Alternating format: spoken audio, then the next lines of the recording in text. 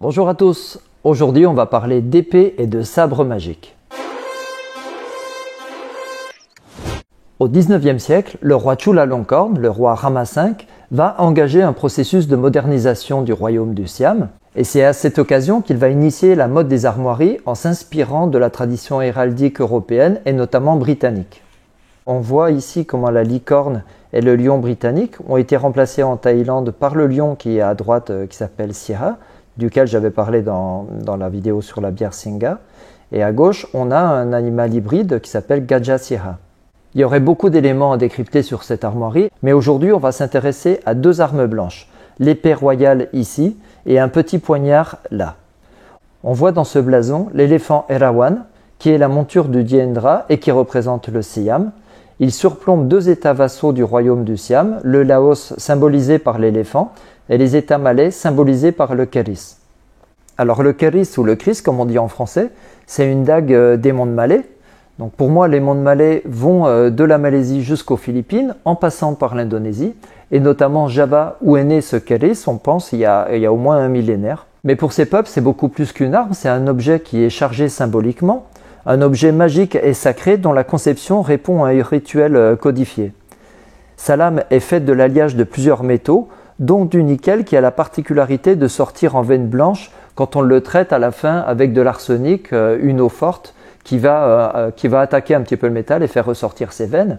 Et on trouve aussi en Indonésie et en Malaisie cette tradition d'utiliser des morceaux de météorites pour l'introduire dans cet alliage parce que ces météorites ont une forte composante en nickel. Le forgeron doit plier et replier le métal de la lame plusieurs dizaines, voire plusieurs centaines de fois pour obtenir la robustesse parfaite, mais surtout ce design très important. Cette technique s'appelle le damasquinage. C'est un mot qui vient de la ville de Damas, mais c'est une technique qu'on va trouver un petit peu partout en Asie. Le keris, on va le trouver sous deux formes. On peut avoir une lame qui est droite ou une forme ondulante. Et donc là, le forgeron va lui donner cette forme caractéristique qui va avoir de 3 à 13 ondulations. Et en général, la poignée du keris est la représentation de l'oiseau Garuda qui, comme sur les temples thaïs, vient pacifier le serpent Naga. Vous savez, sur les temples thaïs, on voit cette structure en haut, on appelle un chofa, qui est une symbolisation du Garuda qui, dans ses serres, tient les Nagas qui remontent vers lui. Donc là, on a un petit peu la même idée de forces célestes qui viennent contrôler les forces terrestres, les forces telluriques et aquatiques qui sont représentées par le Naga. Et entre les deux, on a la garde qui est sous la forme d'une barque. Alors il y a énormément d'interprétations sur la symbolique de cet objet puisqu'on va retrouver des poignets, des pommeaux qui sont faits de façon différente où on peut avoir des éléphants ou des garudas. Et dans le monde islamique moderne, il va avoir une forme de plus en plus stylisée, mais on reste sur cette idée d'oiseau. Quand il vient d'une religion issue d'une tradition locale indonésienne ou de l'hindouisme, le forgeron va suivre un procédé très codifié. Il va suivre un régime strict accompagné de prières et de méditations qui sont censées apporter au keris tout le pouvoir magique dont bénéficiera le propriétaire de l'arme. Parce que c'est ça le but, c'est créer un alter ego magique qui va accompagner le propriétaire, lui apportant protection et pouvoir surnaturel.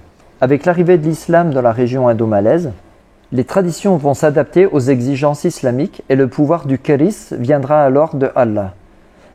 Là, la mystique musulmane qu'on appelle le tasawuf ou le soufisme va jouer un rôle très important.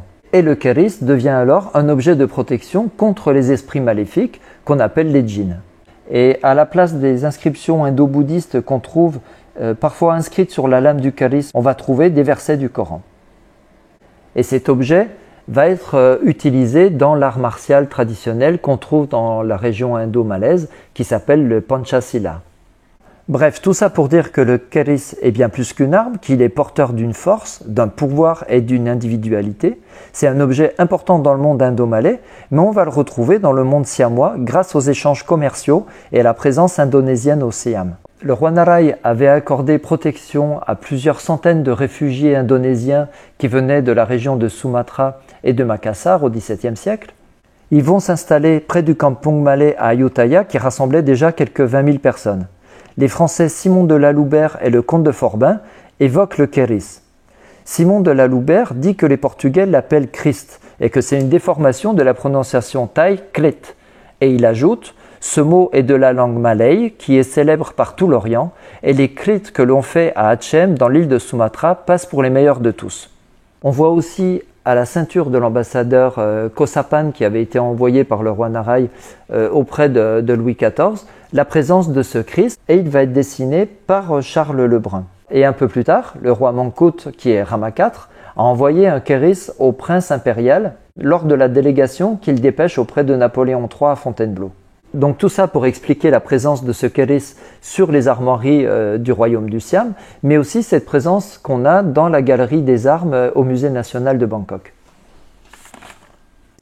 Dans un numéro du magazine du musée qui s'appelle le Sala, la conservatrice Kun Ho nous explique le respect qu'elle a pour les armes présentes dans la salle dédiée. Elle nous explique que lors de leur confection, le forgeron respecte les 8 principes du bouddhisme et ne mange que végétarien. Les épées et les lances possèdent toutes des principes bouddhistes inscrits sur des petits rouleaux et placés à l'intérieur. Elle nous dit aussi qu'avant de manipuler les armes, les conservateurs prient et demandent l'autorisation de les manipuler. Ce ne sont pas que des objets. Nous évitons de les déposer au sol et le personnel féminin de musée ne les enjambe jamais. Le sang menstruel est tellement puissant qu'il a le pouvoir de défaire les charmes magiques des armes. Et on peut dire que la plus magique des armes de Thaïlande est l'épée de la victoire qu'on trouve ici représentée sur ces armoiries en haut à gauche. Elle représente le pouvoir royal siamois, on dit que c'est un régalia, et son histoire est légendaire. On dit que c'est un pêcheur cambodgien qui l'a trouvé dans le lac Tonle Sap et qui l'a fait passer à son suzerain de l'époque qui est alors Rama I. Quand la lame est arrivée à Bangkok, 7 éclairs ont simultanément frappé la ville, mais aussi la porte principale du Grand Palais. Après avoir fait monter la lame sur un pommeau d'or incrusté de diamants et de pierres précieuses, Rama I en fait un élément essentiel du couronnement des chakris. Un brahmane tend l'épée au roi, on le voit ici lors du couronnement de Rama X ou de son père le roi Rama IX. Comme le kéris, cette lame est faite d'un alliage de plusieurs métaux tels que le zinc, le mercure, le cuivre, le fer, l'or et l'argent, et on dit qu'elle a la couleur verte des élytres d'un insecte. En France aussi, on avait une épée qui est un régalia et qui était utilisée lors des sacres des rois de France depuis au moins le XIIe siècle. Elle a été utilisée la dernière fois pour le sacre de Charles X et elle porte le nom de Joyeuse. La légende dit qu'elle porte à l'intérieur de son fourreau des bouts de la lance qui a percé le flanc de Jésus sur la croix. La légende dit aussi que c'était l'épée de Charlemagne dont parle la chanson de Roland. Alors la chanson de Roland, c'est un poème épique qui a été écrit au XIe siècle et c'est une date qui est quand même très importante puisque c'est le début de la Reconquista des Espagnols sur les musulmans présents en Espagne. Et ce poème raconte la bataille de Roncevaux qui oppose Roland au roi mort Marsile, même si aujourd'hui, les historiens pensent que cette bataille a plutôt opposé Roland à la milice basque plutôt qu'à des musulmans. Mais ce qui va nous intéresser ici, c'est l'histoire de son épée, l'épée de Roland qu'on appelle Durandal. Roland et ses hommes sont battus par ces basques sarrasins et ils sonnent le cor pour appeler Charlemagne à la rescousse. Mais celui-ci, tardant à arriver, Roland va essayer de briser son épée magique pour qu'elle ne tombe pas entre des mains ennemies, mais le rocher se brisa, créant une brèche qu'on appelle la brèche de Roland qu'on peut voir dans le cirque de Gavarnie. À la suite de ça, il appelle l'archange Michel qui vient l'aider à propulser son épée à 300 km de là et elle va se ficher dans le rocher de la chapelle de Rocamadour où on peut toujours la voir. Mais cette épée magique a une histoire antérieure et on dit que c'est Charlemagne qui l'a reçue directement de l'ange Michel et comme l'épée joyeuse, son pommeau renferme des reliques, on y trouve une dent de Saint-Pierre, le sang de Basile de Césarée, un cheveu de Saint-Denis et un morceau de tissu ayant appartenu à la Vierge Marie. Bref, elle a une histoire chargée, mais son nom de Durandal est aussi intéressant. On pense qu'il provient d'une racine latine, de la racine duros qui va donner le français dur, donc qui symbolise sa résistance et sa force. Mais un professeur de littérature arabe qui s'appelle James Bellamy propose le mot arabe Dhul Jandal, qui signifie maître du rocher. Cette proposition est intéressante parce qu'on trouve une autre épée magique dont le nom commence aussi par ce mot arabe Dhu. Et là, il s'agit de Zulfikar, dont une des traductions pourrait être le maître de la colonne vertébrale. La légende de cette épée vient d'une invocation du prophète Mohammed qui demande à Dieu de lui envoyer un sabre pour remplacer celui que son gendre Ali venait de briser.